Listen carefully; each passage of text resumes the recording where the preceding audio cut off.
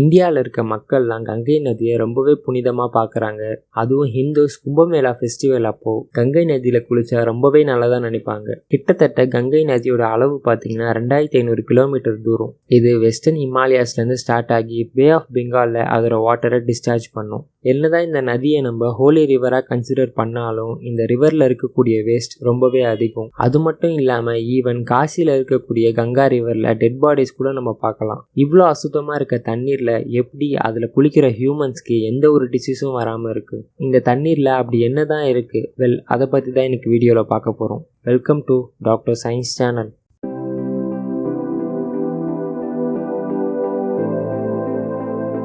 கும்பமேளா வேர்ல்டுலே ஒரு பெரிய ரிலீஜியஸ் கேதரிங் இருக்கக்கூடிய ஃபெஸ்டிவல். இந்த ஃபெஸ்டிவல் இந்தியாவில் எய்தர் ஹரித்வார் இல்லை அலகாபாத் இல்லை உஜ்ஜைன் இல்லை நசாக்கிக் சிட்டியில் நடக்கும். கிட்டத்தட்ட இந்த ஃபெஸ்டிவல் அப்போ 150 மில்லியன் இந்து டிவோட்டீஸ் இந்த ரிவரில் குளிப்பாங்க. இப்படி இந்த கங்கா ரிவரில் குளிக்கிறதால அவங்க செய்த பாவம்லாம் போகணும்னு நம்புறாங்க.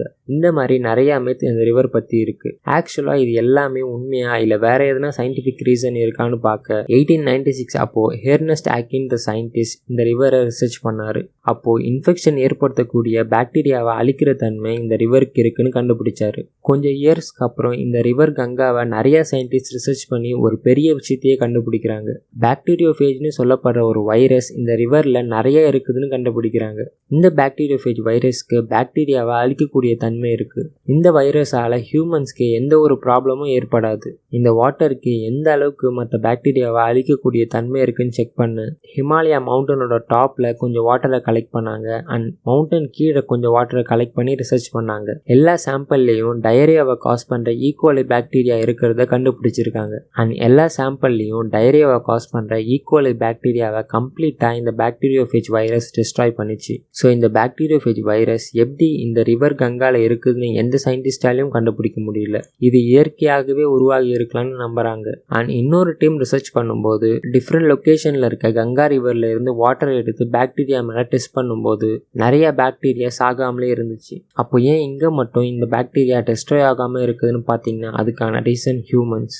நான் ஏன் ஹியூமன்னு சொல்கிறேன்னு பார்த்தீங்கன்னா நம்ம அந்த வாட்டரை ரொம்ப பொல்யூட் பண்ணுறதால தான். ஒரு சில பிளேஸில் பொல்யூட்டான வாட்டர் பாக்டீரியாவை அழிக்கக்கூடிய தன்மை கொஞ்சம் கொஞ்சமாக கம்மியாகிட்டே வருது. அப்போது நம்ம டிஸ்சார்ஜ் பண்ணுற வேஸ்ட்டால் ரிவர் ரொம்ப பொல்யூட் ஆகி கங்கா ரிவரோட அந்த செல்ஃப் கிளென்சிங் நேச்சரே இழந்துட்டு வருது. ரீசெண்டாக central pollution control board release பண்ண ரிப்போர்ட்டில் 1 out of 39 Ganga river pollute ஆகியிருக்கு. இந்த 39 ரிவரும் கம்ப்ளீட்டாக பொல்யூட் ஆகலை. எய்தர் ஒரு சில பிளேஸில் கொஞ்சமாக பொல்யூட் ஆகியிருக்கு, அப்படி இல்லைனா மற்ற பிளேஸ் ரொம்பவே சிவியராக பொல்யூட் ஆகியிருக்கு. நம்ம தான் நம்மளோட நேச்சரை ப்ரொடெக்ட் பண்ணணும். இன்ஸ்டெட் நம்மளோட நேச்சரை பொல்யூட் பண்ணிட்டு இருக்கோம். நேச்சரோட கோ எக்ஸிஸ்ட் ஆகி நம்ம லைஃப்பை லீட் பண்ணலைன்னா நம்ம கடைசியாக அழிஞ்சு தான் போவோம். Save nature, save earth. அவ்வளோதான் இந்த வீடியோ. நீங்கள் இன்னும் இந்த சேனலை சப்ஸ்கிரைப் பண்ணலாம், மறக்காமல் பண்ணிவிடுங்க. கூடவே அந்த பெல் ஐக்கானை எனேபிள் பண்ணுங்கள். அப்போ தான் நான் ஃபியூச்சரில் போடுற எல்லா வீடியோஸ்க்கும் உங்களுக்கு நோட்டிஃபிகேஷன் வரும். உங்களுக்கு இந்த மாதிரி டாப்பிக்கில் வீடியோ பண்ணணும்னா கமெண்ட் பண்ணுங்கள். நான் நீங்கள் கேட்குற டாப்பிக்கில் வீடியோ பண்ண ட்ரை பண்ணுறேன். தேங்க்யூ.